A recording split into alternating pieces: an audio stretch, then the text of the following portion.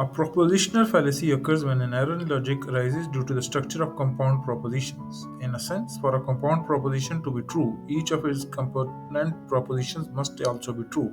Errors arise when the logical connectives within the compound proposition, such as and or not, only if and only if, are misapplied, leading to incorrect conclusions. Common types of propositional fallacies include affirming the consequent, denying the antecedent.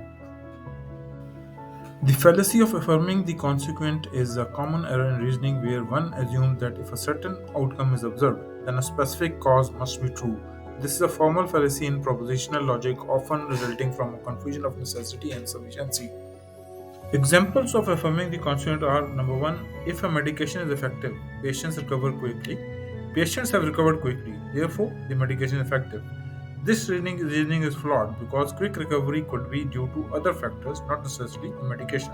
Second, if a scientist hypothesizes that a specific medical chemical causes a reaction in plants and then observe the reaction, they might conclude that the chemical was present. However, this is not necessarily true, as other factors could produce the same reaction.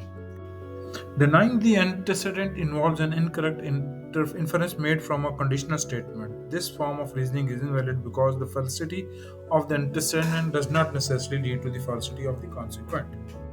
Examples of denying the antecedent are: if a creature is a bird, then it can fly. If we deny the antecedent by stating the creature is not a bird, we cannot conclude that the creature cannot fly, as there are other flying creatures like bats and insects.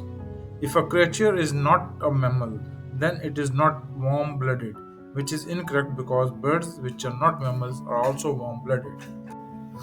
This fallacy can lead to confirmation bias, where researchers only look for evidence that supports their hypotheses, neglecting data that could disprove them.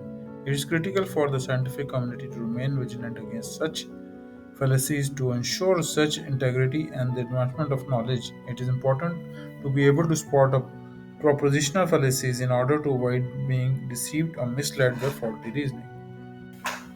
If a substance is an acid, then it will turn litmus paper red. In this argument, can you explain why it is fallacious?